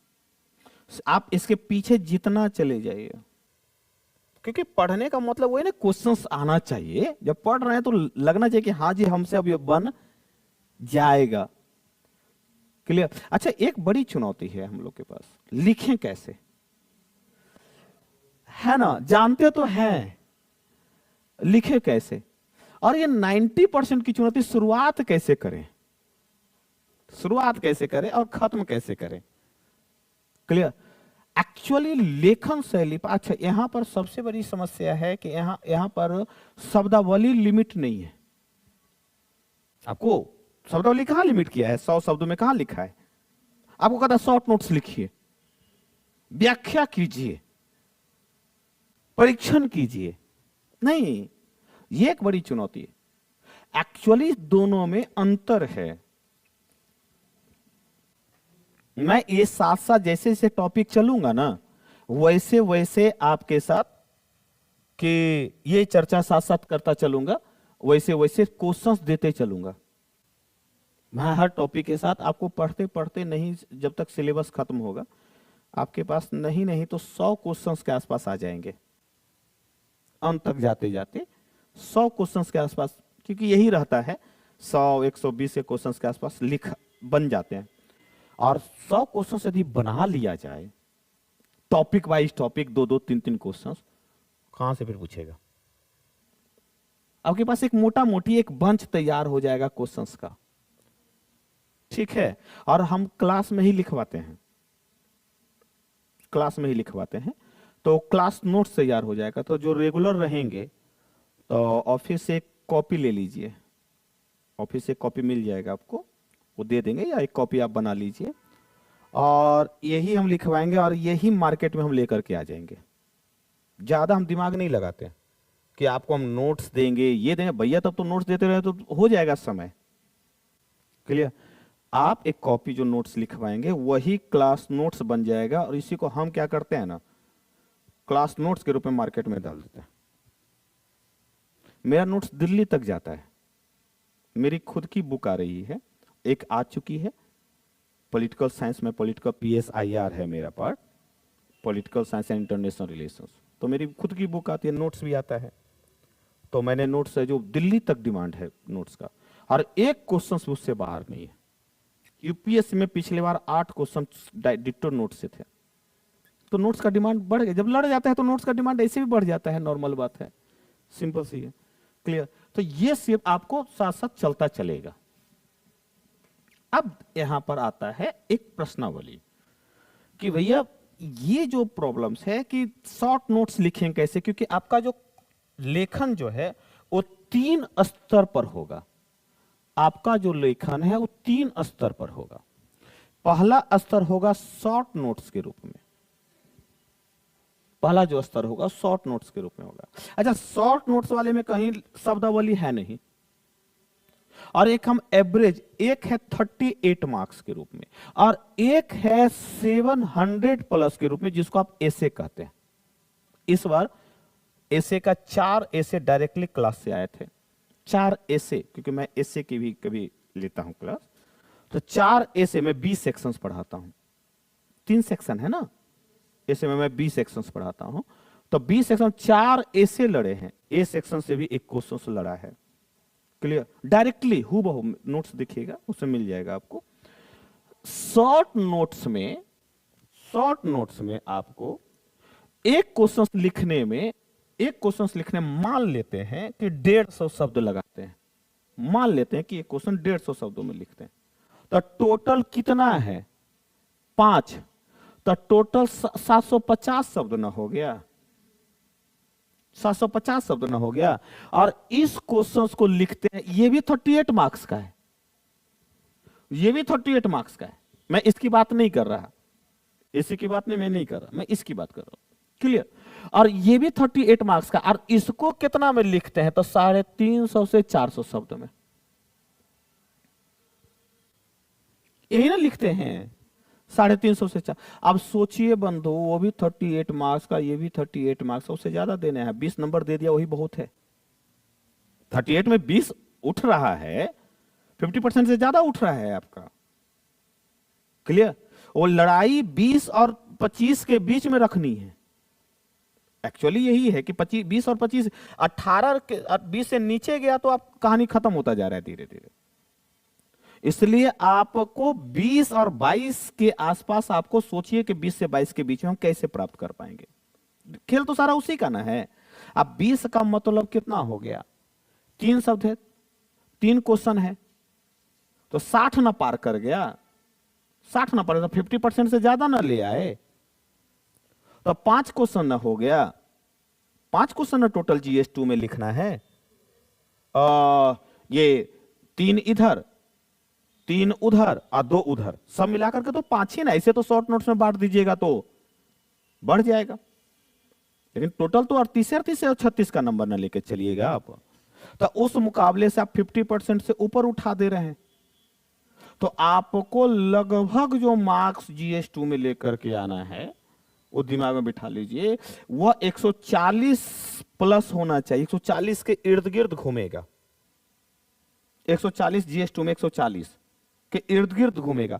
आप ये कल्पना छोड़ दीजिए कि मेरा 190 तक आ जाएगा, नहीं संभव है।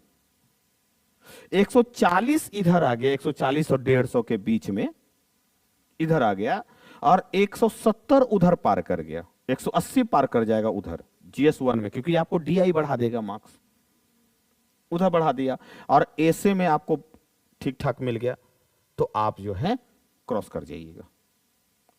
इस बार जो सिलेक्शन हुआ है उसका भी 100 समथिंग 140 या 134 भी एक लड़के का हुआ, 134 था आया हुआ था।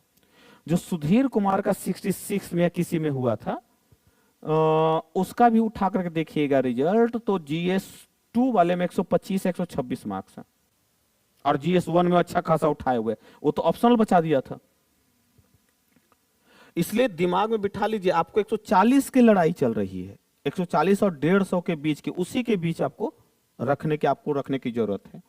उसमें सोचिए कि 750 वर्ड में तो टोटल कितना लिखना पड़ेगा, तब 150, अगर सोचिए कि 150 गुना 15 क्वेश्चन हुआ GS2 में, 5 5 और 5, यानी कि 2250 शब्द लिख रहे हैं आप।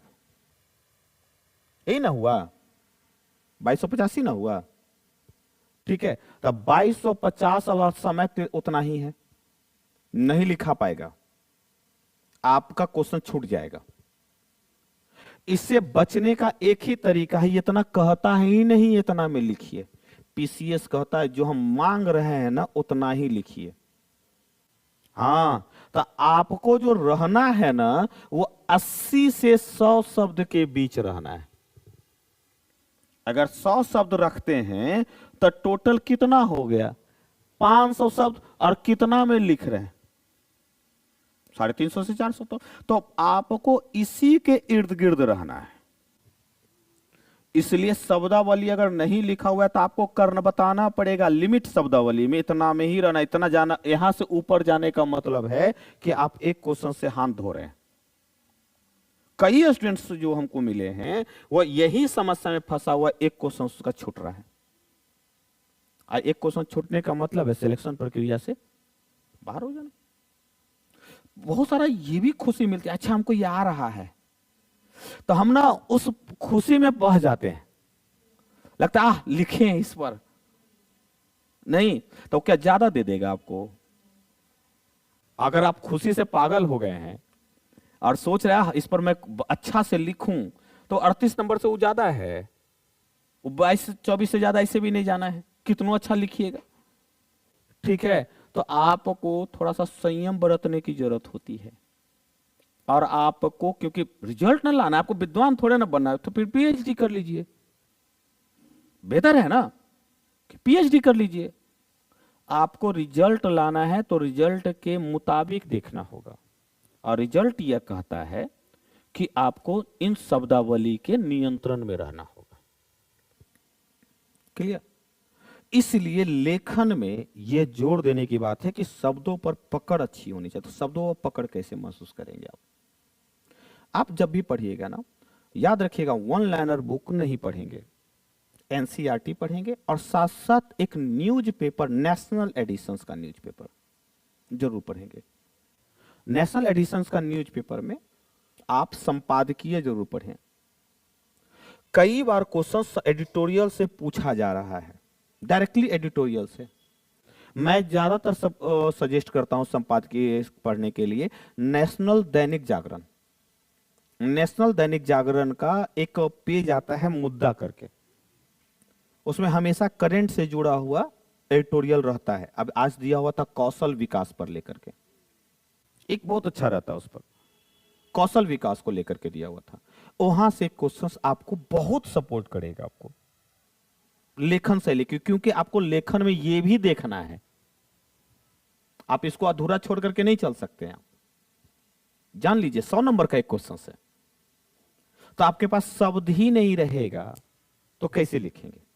जैसे मान ले कि मैं क्वेश्चन दूं और कहूं कि क्वेश्चन ये है कि छोटे छोटे राज्यों का निर्माण करना कहां तक तर्क संगत दिखाई देता है, इस संबंध में अपने विचार प्रस्तुत करें। या इसी क्वेश्चंस को मैं दे दूं, बुक्स कुछ भी एनसीईआरटी के अलावा कोई बुक ही नहीं है, बाकी टेक्स्ट बुक के लिए आप कोई भी प्रयोग कर सकते हैं। या इसी क्वेश्चंस को दे दूं, अध्यादेश जारी करने की शक्ति से क्या समझते हैं, या अध्यादेश से क्या समझते हैं? बार बार अध्यादेश का लाना लोकतांत्रिक व्यवस्था के लिए कितना सही है? और दे दे शॉर्ट नोट्स में। 38 मार्क्स वाला में तो इजी है, लिख लेंगे आप, लेकिन जैसे ही शॉर्ट नोट्स में आया ना तो लगेगा कि अब मैं इतना कम शब्दावली में कैसे लिखूं। समस्या तो यह है कि उसमें रख रखा, उसमें 2 क्वेश्चन दे दिया है ना, तो आपको शब्दावली पर पकड़ मजबूत करना पड़ेगा कि अध्यादेश से तात्पर्य, संविधान के अनुच्छेद ऐसे लिखेंगे, अध्यादेश से तात्पर्य राष्ट्रपति द्वारा समय तथा परिस्थितियों के आधार पर कैबिनेट के सलाह पर, कैबिनेट के दिए गए सलाह पर राष्ट्रपति कानून का निर्माण करता है। राष्ट्रपति कानून का निर्माण करता है जिसका उल्लेख संविधान के अनुच्छेद 123 में किया गया है। यह उतना ही प्रभावी होगा जिस प्रकार से संसद द्वारा बनाए गए कानून प्रभावी होते हैं।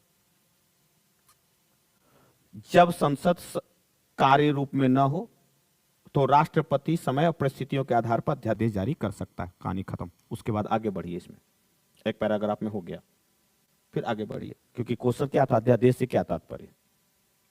क्लियर?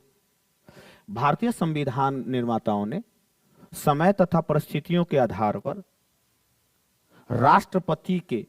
राष्ट्रपति को अधिकार दिया है कि वह कानून का निर्माण कर सकता है, कानून का निर्माण कर सकता है, तथा संसदीय व्यवस्था के तहत यह कानून का निर्माण कैबिनेट की सलाह पर करेगा। इस अध्यादेश को प्रथम पटल पर ही, प्रथम बैठक में ही पटल पर रखना आवश्यक होता है। कभी कभी समय और परिस्थिति इस रूप में होती है कि लोग अध्यादेश लाना अति आवश्यक है। हाल ही में जम्मू कश्मीर को लेकर के, दिल्ली को लेकर के, केंद्र शासित प्रदेश दिल्ली को लेकर के अध्यादेश लाया गया। बार बार अध्यादेश लाने के संबंध में सुप्रीम कोर्ट ने भी कहा है कि बार बार अध्यादेश लाना लोकतंत्र के लिए सही नहीं है, परंतु यदि विधायिका सही रूप में कार्य नहीं करती है या विधायिका हंगामे की भेंट चढ़ जाती है तो शासन व्यवस्था को स्थापित करने के लिए अध्यादेश अति आवश्यक दिखाई देता है। कहानी दैट्स इट। कितना शब्द हुआ होगा?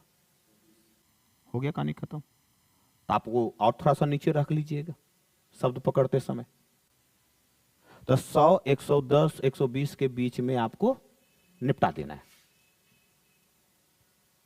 नहीं तो कोई बड़ा ये रॉकेट साइंस नहीं है। ये आपका खेल ये कहता है, एक थ्योरी, एक खेल, गेम, इंटरनेशनल लेवल पर एक थ्योरी पढ़ना है, इसको हम गेम थ्योरी बोलते हैं। गेम थ्योरी बोलते हैं। और गेम थ्योरी खेल यही कहता है बंधु कि जो पीपीएससी पूछ रहा है ना तो इधर जाइए ना उधर जाइए, जो पूछ रहा है वही ना देंगे। पीसीएस की तो विशेषता यही ना है। अब जैसे अध्यादेश आया तो मन में राष्ट्रपति की शक्ति से पूछा है, राष्ट्रपति की शक्ति से पूछा है, और राष्ट्रपति को तो कई शक्तियां हैं, कानूनी शक्ति है, विधायी शक्ति है, कार्यपालिका शक्ति है, न्यायिक शक्ति है। मजा आ रहा है लिखने में। क्वेश्चंस में अध्यादेश पूछा है तो अध्यादेश की ना चर्चा करेंगे हम। क्वेश्चन में थोड़ा ना पूछा है विधायी शक्ति, क्योंकि अध्यादेश जारी करना राष्ट्रपति की विधायी शक्ति के तहत आती है, कानूनी शक्ति के तहत आती है। आपको कानूनी शक्ति थोड़े ना शब्द लिखा है। आपसे क्वेश्चन में तो पूछ क्या रहा है? अध्यादेश। तो अध्यादेश के बारे में ना चर्चा कीजिए। और ये क्वेश्चन आया हुआ है, लेकिन वो क्वेश्चन 38 मार्क्स में आया था। क्लियर? इसीलिए क्वेश्चंस के विभिन्न स्वरूपों को समझिएगा तो क्वेश्चंस का लेखन भी यही साथ साथ चलता चलेगा। तो एक मोटा मोटी अब क्लियर हो गया, एक मतलब एक पॉलिटी को समझना थोड़ा आसान हो गया कि पॉलिटी किस रूप में पढ़ना है। इसी में है ना, हमारे पास समय की खत्म हो गया, बड़ी जल्दी खत्म हो जाता है समय। एक्चुअली क्या होता है ना, मेरे साथ समस्या ये रहती है कि समय का पता ही नहीं चलता है। अच्छा, आदत है बकने की, बकने की आदत का मतलब लेक्चर देने की आदत है, तो थोड़ा सा को हम भटकने की कोशिश नहीं करते हैं, लेकिन क्या होता है कि इतना कंटेंट रहता है ना इस पार्ट में कि वो कंटेंट आपको समय ही नहीं बताता। यहीं पर है एक संविधान। कई विचारकों का ये तर्क है कि संविधान कहते किसको। तो कुछ लोग एक कहते हैं कि संविधान एक लिखित दस्तावेज है जिसके आधार पर शासन और प्रशासन का संचालन किया जाता है। और इस संविधान बनाया किसने? तो कुछ लोग तर्क देते हैं ये संविधान तो अंग्रेजों द्वारा बनाया गया है ना। अच्छा, बुक भी हम पढ़ते हैं ना, तब बुक में लिखा हुआ है संवैधानिक विकास। मुझे लगता है ऐसे लोगों पर तो देशद्रोह का केस चलना चाहिए, उनको जेल में डाल देना चाहिए। संविधान की परिभाषा है बंधु कि संविधान से तात्पर्य वह लिखित दस्तावेज है जो मूल सिद्धांतों पर बना होता है, जिसके उस मूल सिद्धांतों के आधार पर ही शासन और प्रशासन का संचालन होता है, जिसमें समय और परिस्थितियों के आधार पर परिवर्तन किया जा सकता, वही संविधान है। संविधान सिर्फ एक लिखित दस्तावेज है। किम जोंग अगर लिख दे कि मैंने लिख दिया ये संविधान है, तुमको लागू करना होगा, तो आप उसको संविधान मानेंगे? नहीं, वो कानून है। ब्रिटिशों ने संविधान का निर्माण करने के लिए, ब्रिटिशों ने संविधान नहीं बनाया। ब्रिटिशों ने कभी समानता की बात नहीं की, ब्रिटिशों ने कभी न्याय की बात नहीं की, ब्रिटिशों ने कभी स्वतंत्रता की बात नहीं की, ब्रिटिशों ने कभी पंथ निरपेक्षता की बात नहीं की। तो मैं संविधान कैसे मानूंगा? ब्रिटिशों ने कानून बनाया है जिसका मुख्य उद्देश्य था राजनैतिक स्थायित्व को स्थापित करना, अपने राजनैतिक स्थिति को कंट्रोल करना, ताकि इसी के तहत शासन में कर सकूं। तो 1773 के रेगुलेटिंग एक्ट में पारित किया, 1784 के वह कानून बनाया था। संविधान जो बनता है बंधु, वह संविधान सिद्धांत से बनता है, वो मूल सिद्धांतों पर आधारित होता है। संविधान पंथ निरपेक्षता, समानता, न्याय, राष्ट्रवाद, ये सब मूल सिद्धांत है। और यह संविधान से कानून बनता है। संविधान के खिलाफ कानून होगा तो न्यायिक समीक्षा हो जाएगी, न्यायपालिका उसकी समीक्षा करेगी, और यह कानून से ही एक्ट बनते हैं, अधिनियम बनता है। अधिनियम बनता है, वही कानून जो विधेयक आता है वो अधिनियम के रूप में पारित होता है।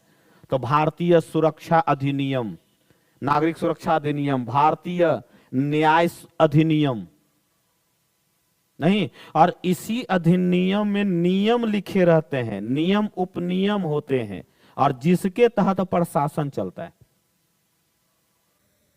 प्रशासन जो चलता है इसी नियम उपनियम, देखो जी कानून में लिखा हुआ है, वो संसद द्वारा बनता है। क्लियर?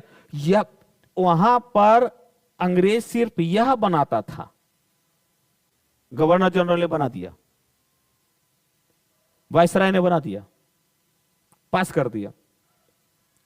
तो एक व्यक्ति न बना रहा है, संसद की भूमिका थोड़े ना है, वो मूल सिद्धांत पर थोड़े ना है। यह संविधान का निर्माण हमेशा मूल सिद्धांतों पर होता है। क्लियर? यही कारण है कि संविधान एक लिखित दस्तावेज है, लिखित और अलिखित दस्तावेज है, सिर्फ लिखित नहीं है।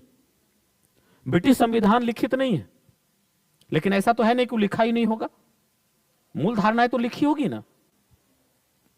यह संविधान एक लिखित और अलिखित दस्तावेज है जो मूल सिद्धांतों पर आधारित होता है।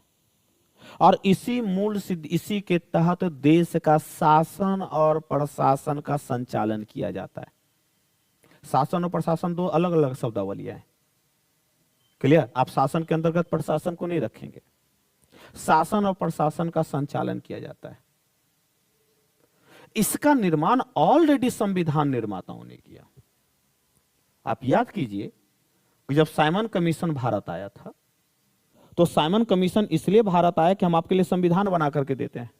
और भैया तुम कौन होते हो संविधान बनाने वाले? भारतीयों ने कहा आप कौन छी? इसमें तो एक भी भारतीय नहीं है। नहीं, तो एक भी भारतीय सदस्य न होने के कारण विरोध हुआ। तो कहा, साइमन कमीशन चिढ़ गया, बोला कि ठीक है, अपने बना करके दिखा दो। तो मोतीलाल नेहरू ने तो नेहरू रिपोर्ट पर लेकर के, हालांकि उसका विरोध हुआ, लेकिन मोतीलाल नेहरू ने ही सबसे पहले फंडामेंटल राइट्स की बात कही थी। उन्हीं ने कहा। और 1934 में मानवेंद्र नाथ राय, एमएन रॉय ने पहली बार संविधान सभा की मांग की और कहा कि संविधान सभा का निर्माण होना चाहिए और यह संविधान सभा का मुख्य उद्देश्य संविधान का निर्माण हो जो भारतीयों के द्वारा निर्मित हो। पहली बार संविधान सभा की मांग एमएन रॉय ने 1934 में की, जिसको लेकर के 1938 के कांग्रेस अधिवेशन में कांग्रेस ने प्रस्ताव रखा, नेहरू ने, और इसको स्वीकार ले किया गया कि नहीं जी, एक संविधान सभा होनी चाहिए। इसको अच्छा 1938 में प्रस्ताव स्वीकार होता है और 1939 में द्वितीय विश्व शुरुआत हो जाती है।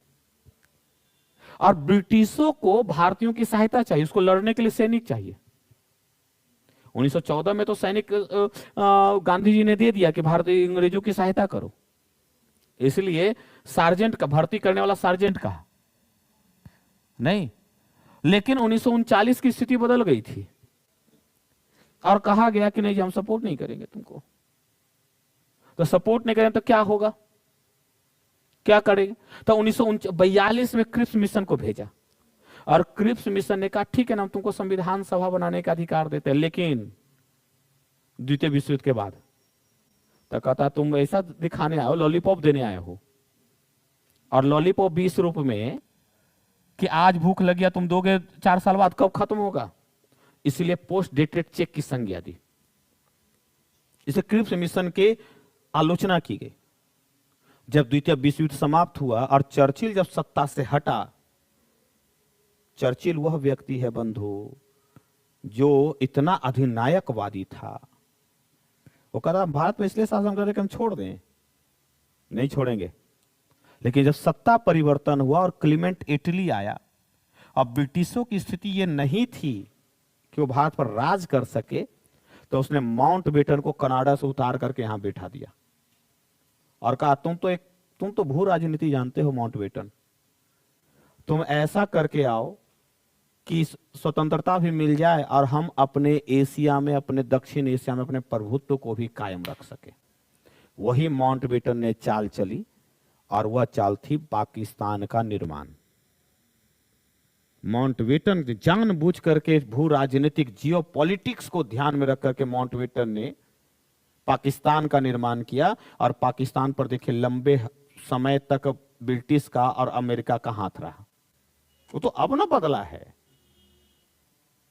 लंबे समय तक, ताकि दक्षिण एशिया में वह कंट्रोल कर सके और कश्मीर को केंद्र बना दिया दोनों के बीच विवाद का। तो जब भी मौका मिलेगा तो कश्मीर में हम है जो हस्तक्षेप करते रहेंगे, तो भारत को कंट्रोल करेंगे। यह माउंटबेटन की नीति थी, ब्रिटिशों की नीति थी। लेकिन यहां पर कैबिनेट मिशन 1946 में आया। कैबिनेट मिशन ने कहा ठीक है, आप संविधान बनाइए, संविधान सभा बनाइए, और यह संविधान सभा बनेगा तो बैठेगा कौन? कहा ठीक है, संविधान सभा बना लेंगे, लेकिन संविधान सभा में बैठेगा कौन, सदस्य कौन होंगे? चुनाव तो हो नहीं सकता है, क्योंकि भारत में चुनाव तो लोगों को पता ही नहीं है कि मतदान करना क्या होता है। तो जो 1935 अधिनियम के तहत 1937-38 में जो चुनाव हुआ था प्रांतीय विधानसभा का, उसी सदस्यों में से, प्रांतीय विधानसभा के सदस्यों में से अप्रत्यक्ष रूप से सदस्यों को चुना गया संविधान सभा के लिए, और जिसमें शुरुआती चरणों में 389 सदस्य, 389 सदस्य आने थे, लेकिन मुस्लिम लीग और अन्य दल कुछ दलों के विरोध के कारण 299 सदस्य आए और उस प्रांतीय विधानसभा में सबसे बड़ी पार्टी थी कांग्रेस। इसे कांग्रेस के सदस्य ज्यादा चुन करके आए थे, इसलिए संसद में यानी कि उस समय के संविधान सभा में कांग्रेस की सदस्य संख्या ज्यादा थी। अब ये संविधान सभा बन गया। अब संविधान सभा में सदस्य भी आ गए अप्रत्यक्ष रूप से, जिसको 10 लाख की जनसंख्या पर एक सदस्य चुनना था, एक सदस्य चुन करके आ गए 389, लेकिन बैठा 299। अब कहा एक समिति बना दी जाए और समिति का काम हो कि दूसरे देशों के संविधान को पढ़े और दूसरे देशों के संविधान से जो अच्छी बातें उसको ले ले। तो कई समितियों का निर्माण किया गया और उन समिति ने लगभग 60 देशों के संविधान को पढ़ा, 100 से अधिक बैठकें आयोजित की और उस बैठकों के माध्यम से 2 साल 11 महीने 18 दिन के अथक मेहनत के दम पर एक संविधान का निर्माण किया। इसीलिए कभी कभी कुछ लोग कहते हैं कि यह तो उधार का थैला है कि दूसरे देशों से लिया गया। अगर यह उधार का थैला है तो मूल सिद्धांतों पर मैंने कहा संविधान स्थापित है, तो ये मूल सिद्धांत जो वैश्विक मान्यता प्राप्त है, समानता, न्याय, स्वतंत्रता, इसलिए एसडीजी को पढ़ करके देखिएगा, सस्टेनेबल डेवलपमेंट गोल्स को। सस्टेनेबल डेवलपमेंट गोल्स में भी मूल सिद्धांतों को स्थापित कर, इक्वालिटी स्थापित करना है, जेंडर इक्वालिटी स्थापित करना है, न्याय जस्टिस देना है ना भाई, शांति स्थापित करना। ये क्या है? मूल सिद्धांत ही तो है एसडीजी का, जो 2012 के रियो 20 सम्मेलन में लाया गया और पेरिस समझौते से इसको लागू किया गया था एसडीजी का। और उसके आधार पर भारत ने मूल सिद्धांतों तो कुछ सिद्धांतों को अपनाया और शासक भारतीय व्यवस्था के अनुरूप संविधान का निर्माण किया। और यही संविधान समय और परिस्थितियों के आधार पर समय बदलता, संविधान नहीं बदलता, मूल सिद्धांत नहीं बदलेगा। इसलिए संविधान मूल सिद्धांत बदलने पर रोक लगाने के लिए सुप्रीम कोर्ट ने केशवानंद भारती मामले में मूल ढांचे की अवधारणा प्रस्तुत कर दी और कहा देखो जी, एक लिमिटेशन है तुम्हारे पास, इसके बाहर नहीं जाएंगे, इसके अंदर ही जितना करना है संशोधन करते रहो। नहीं तो न्यायिक सर्वोच्चता जैसी अवधारणा क्रिएट हुई, जहां संसदीय प्रणाली है, संसद सर्वोच्च होता है, वहां पर न्यायपालिका ने न्यायिक सर्वोच्चता स्थापित करते हुए मूल ढांचे की अवधारणा स्थापित कर दी। तो यह जो व्यवस्था है संविधान का, ये अलग ही एक, तो उस रूप में आपको देखने की जरूरत है।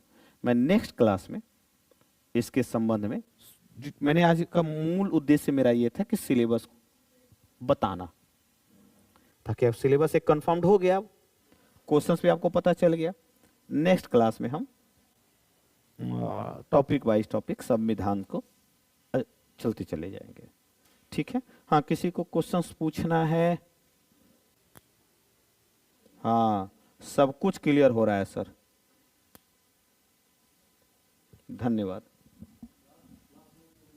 हाँ, हम लिखवाएंगे, मैंने भी कहा तो, क्योंकि वही आप मेरा नोट्स, वही तो मेरे जान प्राण है।